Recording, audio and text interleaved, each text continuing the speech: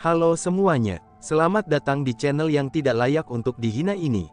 Sebelum kita mulai, atur posisi santainya, seruput kopinya, dan mari kita berkhayal.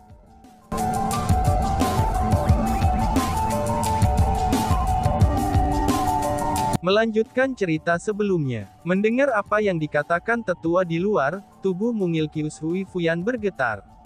Apa yang paling tidak dia harapkan terjadi, kini telah terjadi. Lebih jauh lagi, itu terjadi begitu cepat. Mereka benar-benar tiba secepat ini. Seru Huang Fu Haoiwei yang tiba-tiba berdiri. Dia berpakaian sendiri dan mulai berjalan di luar. Namun ketika dia tiba di depan pintu, dia berhenti. Dia berbalik dan menatap Qiyus Hui Fuyan dengan ekspresi serius. Fuyan, kamu tidak bisa membiarkan Chu Feng tahu bahwa Blood Killings sedang menyerang kita. Jika Chu Feng meninggalkan jalan immortalization, kamu harus membawanya pergi menggunakan formasi teleportasi, ucap Haoiwei. Setelah mengucapkan kata-kata itu, Huang Fu Haoiwei mengungkapkan ekspresi memohon. Dia juga menambahkan, sama sekali tidak boleh dibiarkan terjadi pada Chu Feng. Medan perangnya adalah tanah suci martialism. Dia tidak bisa lagi berpartisipasi dalam masalah wilayah Laut Timur. Fuyan, aku tahu bahwa menyuruhmu melakukan ini akan sangat menyakitkan bagimu. Tapi, silahkan, tambahnya. Setelah mengucapkan kata-kata itu, Huang Fu Haoiwei mengungkapkan keengganan untuk berpisah.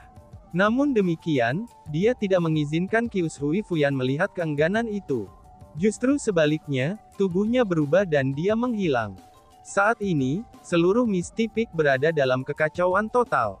Mereka telah ditangkap karena tidak siap dengan kedatangan tiba-tiba pasukan Blood Killings. Namun meskipun itu yang terjadi, kekuatan militer yang berkumpul di puncak berkabut semua mulai mengalir keluar. Mereka siap untuk menjaga Misty Peak dengan nyawa mereka. Namun pada saat seperti itu, tidak hanya master dari puncak berkabut, Qiyus Hui Fuyan tidak terburu-buru merespon, tapi dia malah melanjutkan menuju jalan immortalization. Dia tidak ingin melawan keinginan Huang Fu Haoiwei. Pada saat yang sama, dia juga tidak ingin sesuatu terjadi pada Chu Feng. Karena itulah, dia memutuskan bahwa dia akan menjaga jalan immortalization selama masa ini, itu ketika yang lain berkelahi dengan kehidupan mereka. Setelah Chu Feng keluar dari jalan immortalization, dia berencana untuk membawanya pergi menggunakan formasi teleportasi. Chu Feng berada di dalam jalan immortalization. Jalan keabadian sangat aneh. Setelah seseorang masuk melalui gerbang, maka seseorang akan tiba di jalan yang sangat luas dan panjang. Jalan itu sendiri dibentuk dengan kristal yang memancarkan cahaya keemasan yang menyilaukan. Lebih jauh lagi, itu bukan hanya jalan yang luas dan luas. Di kedua sisi jalannya ada pemandangan yang berbeda. Hanya saja, pemandangan itu agak aneh. Mereka sangat indah, mempesona, dan juga menawan. Lebih jauh lagi, semakin jauh dalam melakukan satu perjalanan, maka semakin indah pemandangannya. Alasan mengapa itu aneh adalah, karena ada tulang-tulang orang mati yang tak terhitung jumlahnya di kedua sisi jalan selain pemandangan yang indah. Itu bukan hanya tulang manusia, tapi ada juga banyak tulang binatang buas yang berbeda. Jumlah tulangnya terlalu banyak. Di beberapa tempat, mereka menumpuk ke gunung kecil. Yang paling penting adalah, pemandangan di kedua sisi sebenarnya palsu semua. Tidak mungkin menjejakkan kaki ke tempat-tempat itu. Satu-satunya hal yang sebenarnya di sini adalah jalan immortalization. Chu Feng merasa bahwa ada semacam pesan khusus di pemandangan aneh di kedua sisi jalan ini. Dia merasa kalau itu menyiratkan bahwa, jalan immortalization dibentuk dengan menumpuk tulang yang tak terhitung jumlahnya ini, itu menunjukkan bahwa sangat sulit untuk menjadi seorang immortal, dan seseorang akan mati jika seseorang mengambil langkah yang salah. Namun satu hal yang layak disebutkan adalah, bahwa jalan immortalization memang mengandung kekuatan khusus. Seperti yang dikatakan Qiyus Hui Fuyan, kekuatan itu tidak hanya membantu dalam pengembangan bela diri, tetapi juga memiliki jenis makanan khusus untuk kekuatan spiritual seseorang. Hanya saja untuk Chu Feng saat ini, efek menguntungkannya sangat tidak signifikan. Dengan demikian, Chu Feng sudah tiba di kedalaman jalan immortalization. Dengan kata lain, dia telah tiba di tempat di mana Qiu Shui Fuyan dan yang lainnya tidak berani masuk. Mengapa dia yakin bahwa dia mencapai tempat di mana Qiu Shui Fuyan dan yang lainnya tidak berani masuk? Itu karena pohon besar yang mencapai surga telah muncul di kedua sisi jalan Immortalization. Ada tanaman merambat di pohon-pohon yang menggantung ke bawah, dan mengurangi ukuran jalan Immortalization. Yang paling penting adalah, tidak hanya tanaman anggur tidak bisa dihancurkan, tapi mereka juga beracun.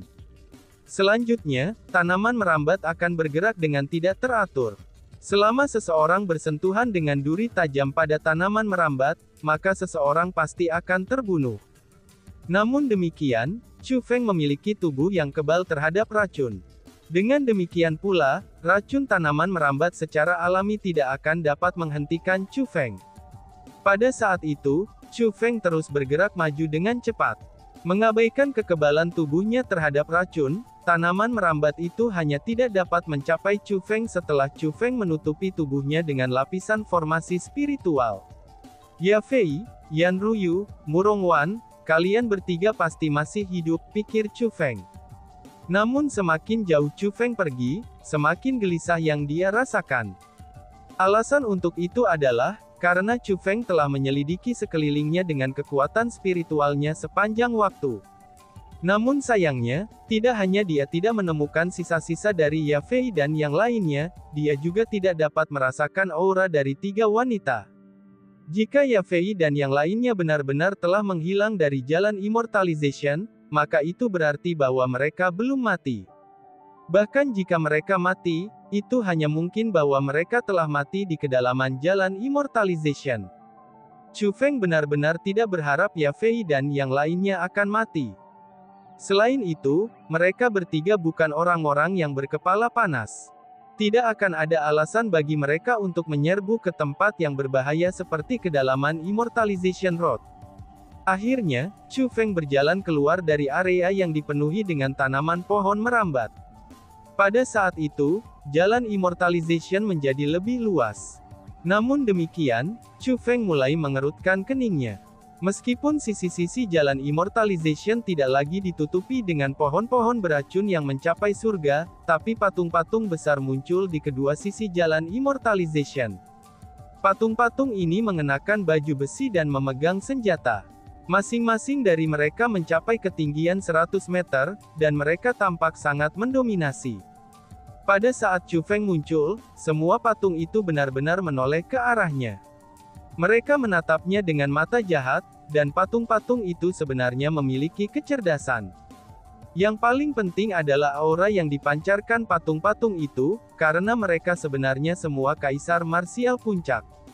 Apa ini? Pikir Chu Feng. Pada saat itu, Chu Feng mulai panik.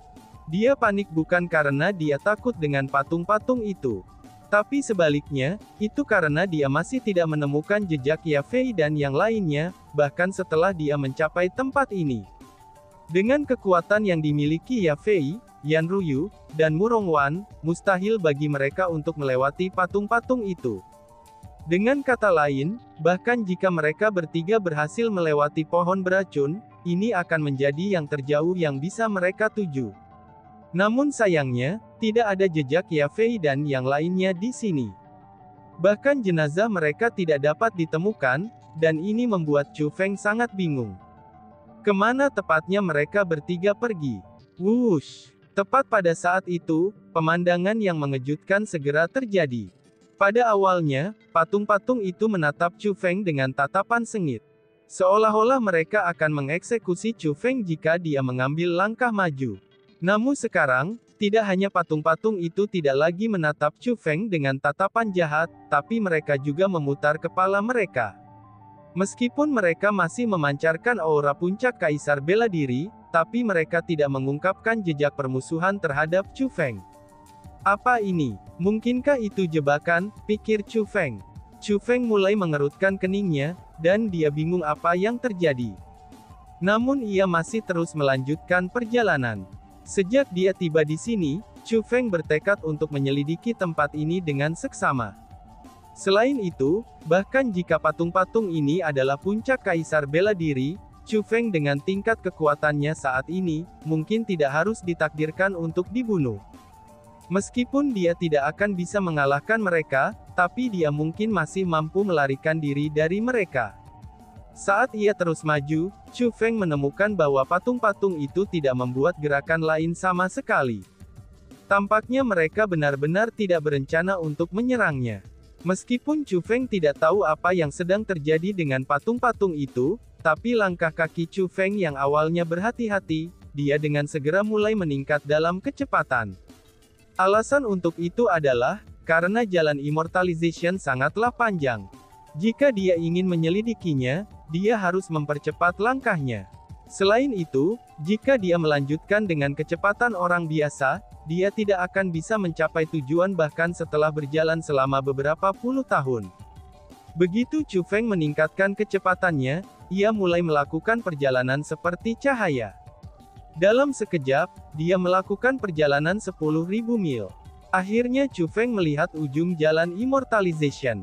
Meskipun dia masih sangat jauh dari ujung, tapi dia bisa melihat benda seperti altar di ujung jalan immortalization. Tangga ke surga, pikir Chu Feng. Setelah Chu Feng tiba di depan altar, ia mulai memeriksa altar dengan hati-hati. Dia menemukan bahwa tidak ada yang istimewa tentang altar itu, dan tampaknya terdiri dari batu-batu biasa. Ada banyak retakan di batu. Namun demikian, altar itu memancarkan aura era kuno dalam jumlah besar. Selanjutnya, ada sebuah prasasti yang didirikan di atas altar. Di prasasti itu terdapat kata-kata Stairway to Heaven. Ini adalah akhir dari jalan keabadian, ucap Chu Feng. Sementara nama Stairway to Heaven memang terdengar sangat mendominasi, tapi setelah Chu Feng memeriksanya dengan cermat, ia tidak dapat menemukan sesuatu yang istimewa tentang Stairway to Heaven ini. Pada saat itu, Chu Feng merasa agak kecewa. Awalnya dia berpikir bahwa akan ada sesuatu yang luar biasa di ujung jalan immortalization. Namun demikian, altar ini dengan nama Stairway to Heaven yang muncul di depannya, itu tidak memuaskan antisipasi Chu Feng sama sekali. Tepatnya, kemana Ya Fei dan yang lainnya pergi? Atau mungkinkah tempat ini bukanlah akhir dari jalan immortalization? Meskipun Chu Feng kecewa setelah mencapai ujung jalan immortalization, tapi dia juga sangat khawatir untuk Ya Fei dan yang lainnya. Jika Chu Feng benar-benar di ujung jalan immortalization, lalu mengapa dia tidak dapat menemukan Ya Fei dan yang lainnya? Seharusnya mustahil bagi mereka untuk menghilang seperti ini. Bas-bas. Tepat pada saat itu, aliran energi khusus tiba-tiba dipancarkan dari pusat altar. Merasakan energi itu, Chu Feng buru-buru pindah kembali. Alasan untuk itu adalah, karena energi itu sangat kuat, dan hanya sesuatu yang tidak pernah dirasakan Chu Feng sebelumnya. Rumble. Tepat pada saat itu, sinar cahaya keemasan melesat langsung dari pusat altar dan menuju langit. Dalam sekejap, ia menembus lapisan awan dan mencapai jauh ke langit. Oh surga, seru Chu Feng. Pada saat itu, bahkan Chu Feng tertegun.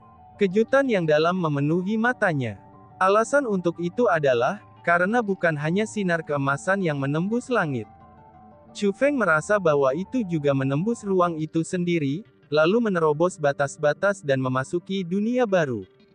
Yang paling penting adalah, melalui menggunakan mata surgawinya, Chu Feng dapat melihat dengan jelas apa yang ada di dalam cahaya keemasan. Itu adalah tangga kristal. Itu benar, mereka adalah tangga. Tangga itu membentang sampai ke kedalaman langit. Nama Stairway to Heaven bukanlah reputasi yang tidak patut, dan itu benar-benar tangga menuju surga. Mungkinkah tangga ini mengarah ke dunia luar? Pikir Chu Feng. Pada saat itu, Chu Feng merasa sangat bersemangat. Dia bisa merasakan bahwa darahnya berpacu, dan seolah-olah darahnya telah dinyalakan. Di mana tempat yang selalu ingin Feng Chu pergi, itu adalah dunia luar. Alasan untuk itu adalah, karena dunia luar adalah dari mana klannya berasal. Chu Feng selalu merasa bahwa dunia luar adalah medan perang yang sebenarnya. Dia harus mengambil kehormatan ayahnya. Dia harus mendapatkan kembali martabatnya yang hilang. Dia harus memberi tahu klannya bahwa, keputusan mereka untuk meninggalkan ayah dan dirinya adalah kesalahan terbesar mereka. Hanya saja, dunia luar hanyalah legenda bahkan di tanah suci martialism. Orang-orang yang tahu tentang dunia luar juga sangat sedikit. Adapun metode untuk memasuki dunia luar, tidak ada yang tahu tentang itu. Namun tempat yang dipimpin Stairway to Heaven adalah tempat yang tidak bisa dilihat Chu Feng. Chu Feng merasa bahwa sangat mungkin untuk Stairway to Heaven ini, itu menjadi artefak ilahi yang mengarah ke dunia luar. Setelah semua, tempat ini dikenal sebagai Jalan Immortalization. Apa itu immortal? Jika seseorang meninggalkan dunia ini dan memasuki dunia yang lebih baik, bukankah ia akan memasuki dunia dewa? Bagi orang awam, bukankah yang disebut dunia luar menjadi dunia yang abadi? Ya Fei, Yan Ruyu, dan Murong Wan, mereka tidak mungkin naik tangga ke surga kan, pikir Chu Feng. Pada saat itu, sebuah spekulasi muncul di benak Chu Feng. Ya Fei dan yang lainnya telah menghilang tanpa alasan sama sekali. Selain itu, tidak ada jejak mereka di Jalan Immortalization. Dengan demikian, satu-satunya penjelasan yang tersedia saat ini adalah, bahwa mereka bertiga telah memasuki dunia luar melalui Stairway to Heaven. Namun Chu Feng tidak berani memastikan spekulasi itu. Lagi pula, jika Ya Fei dan yang lainnya benar-benar tiba di sini, itu tidak akan ada alasan bagi mereka untuk langsung melangkah ke Stairway to Heaven. Tapi sebaliknya, mereka seharusnya kembali untuk memberi tahu Qius Hui Fuyan dan yang lainnya tentang hal itu. Bahkan jika mereka takut pada tanaman merambat dan merasa bahwa mereka tidak akan dapat kembali dengan selamat, mereka seharusnya meninggalkan surat atau semacam indikasi sebelum naik ke tangga ke surga. Tidak ada alasan mengapa mereka bertiga pergi seperti ini tanpa meninggalkan petunjuk, karena ini hanya akan menyebabkan semua orang khawatir untuk mereka. Mungkin jawaban untuk semua ini hanya dapat ditemukan di ujung Stairway to Heaven, pikir Chu Feng. Pada saat itu, Chu Feng benar-benar memiliki keinginan untuk naik Stairway to Heaven. Dia ingin menyelidiki Stairway to Heaven itu sendiri. Bukan hanya karena dia ingin mencari Ya Fei dan yang lainnya, dan itu juga demi memasuki dunia luar. Namun demikian, Chu Feng tidak melakukan itu. Tapi sebaliknya, dia berbalik untuk pergi. Alasan untuk itu adalah, karena masih banyak hal yang harus dia lakukan. Bahkan jika dia akan memasuki dunia luar, dia harus merawat Master Darkhold. Dengan demikian, Chu Feng hanya bisa mengakhiri penyelidikannya tentang apa yang terjadi pada Ya Fei dan yang lainnya di sini. Bas-bas. Tepat pada saat Chu Feng bergerak agak jauh dari Stairway to Heaven, cahaya yang mengarah langsung ke dunia luar benar-benar menghilang. Benar-benar ajaib, seru Chu Feng. Pada saat itu, Chu Feng yakin bahwa Stairway to Heaven hanya dipicu setelah dia mendekatinya. Yang paling penting adalah, ketika Stairway to Heaven tidak dipicu, itu tampak seperti altar batu biasa. Bahkan Chu Feng tidak dapat mendeteksi kekhasan apapun. Namun demikian, altar itu sebenarnya adalah artefak ilahi yang mengarah ke dunia luar. Meskipun Chu Feng saat ini seseorang yang mampu memanggil angin dan memanggil hujan di tanah suci martialism, tapi Chu Feng masih merasa dirinya sangat kecil ketika berdiri di depan Stairway to Heaven. Setelah itu, Chu Feng mulai kembali menggunakan rute yang sama yang dia gunakan untuk sampai ke sini. Saat Chu Feng tidak lagi perlu memeriksa sekelilingnya dengan hati-hati dengan kekuatan spiritualnya, kecepatan di mana Chu Feng melakukan perjalanan untuk kembali menjadi jauh lebih cepat. Namun pada saat Chu Feng berjalan keluar dari Jalan Immortalization, matanya bersinar. Dengan tingkat kultivasi Chu Feng saat ini, persepsinya sangat tajam. Dengan demikian, meskipun ada formasi spiritual di jalan, ia mampu dengan jelas mendengar semua tangisan perang, riak energi yang mendatangkan malapetaka, dan ledakan yang dipancarkan oleh keterampilan bela diri di luar Mistipik. Kemudian setelah menggunakan mata surgawinya, Chu Feng melihat bahwa ada riak energi dan asap membubung di seluruh tempat. Bagian luar Mistipik telah berubah menjadi medan perang. Qiu Chanfeng, Tai Kou, Sue Siwei, dan banyak seniornya yang akrab semua bertarung di luar. Adapun lawan mereka, itu harus menjadi ras binatang buas. Chu Feng belum pernah melihat ras binatang buas ini sebelumnya. Seluruh tubuh mereka berwarna merah darah, dan juga bersisik. Mereka harus menjadi semacam binatang laut yang mengerikan. Selain itu, jumlah mereka tidak banyak. Jumlah mereka kurang dari para ahli dari Puncak Misti dan Crippling Night Demon Sect. Namun kekuatan keseluruhan dari kelompok monster mengerikan ini sangat kuat. Pada saat itu, mereka menekan Misty Peak dan pasukan Crippling Night Demon Sect. Selain itu, salah satu binatang buas telah mengambil bentuk manusia. Meskipun dia telah mengambil bentuk manusia, tapi tubuhnya masih ditutupi dengan sisik merah. Dia tampak sangat menjijikkan. Yang paling penting adalah, binatang buas itu benar-benar memiliki kultivasi peringkat 1 kaisar setengah bela diri. Di wilayah Laut Timur, kultivasi itu paling pasti mampu memerintah di atas semua orang. Untungnya, dia ditembaki oleh Huang Fu Haoiwei, yang sesama peringkat 1 kaisar bela diri. Selain itu, korban untuk puncak berkabut kemungkinan akan lebih parah. Namun terlepas dari seberapa kuat Huang Fu Haoiwei ini, terlepas dari bagaimana ia dianggap sebagai yang terkuat di wilayah Laut Timur saat itu, tapi ia masih dalam posisi yang kurang menguntungkan ketika bertarung melawan binatang buas. Mereka benar-benar datang ke sini untuk membuat masalah. Benar-benar mencari kematian, ucap Chu Feng. Setelah menemukan situasi di luar, kemarahan meledak-ledak dalam hati Chu Feng. Dia tidak peduli dari mana binatang buas itu berasal. Namun faktanya bahwa mereka benar-benar berani membahayakan orang-orang yang dekat dengannya, itu berarti bahwa Chu Feng sama sekali tidak akan memaafkan mereka. Chu Feng. Tepat pada saat Chu Feng bersiap untuk keluar, sesosok tiba-tiba saja muncul di depannya dan menghentikannya. Itu adalah Qius Hui Fuyan. Setelah dia muncul, dia segera meraih pergelangan tangan Chu Feng dan berkata kepadanya dengan senyum gembira di wajahnya. Chu Feng, cepat ikuti aku. Aku berhasil menemukan Ya Fei dan yang lainnya, ucap Fuyan. Setelah mengucapkan kata-kata itu, Qius Hui Fuyan mulai menarik Chu Feng ke arah formasi teleportasi di Misty Peak. Namun demikian, dia hanya tidak bisa menggerakkan Chu Feng. Bingung, Qius Hui Fuyan berbalik dan bertanya. Chu Feng, ada apa? Tanyanya. Kakak Fuyan, itu yang seharusnya kutanyakan padamu. Seseorang menyerang puncak berkabut kita. Namun bukan saja kamu tidak memberi tahu aku hal itu, tapi kamu malah mencoba menipu aku dan membawa aku pergi, dan mengatakan bahwa kamu telah menemukan di mana Ya Fei dan yang lainnya berada. Apa sebenarnya yang kamu rencanakan? Chu Feng menyipitkan alisnya dan bertanya dengan agak marah. Dan tiba-tiba saja bersambung. Sekian dan terima kasih banyak. Bye-bye.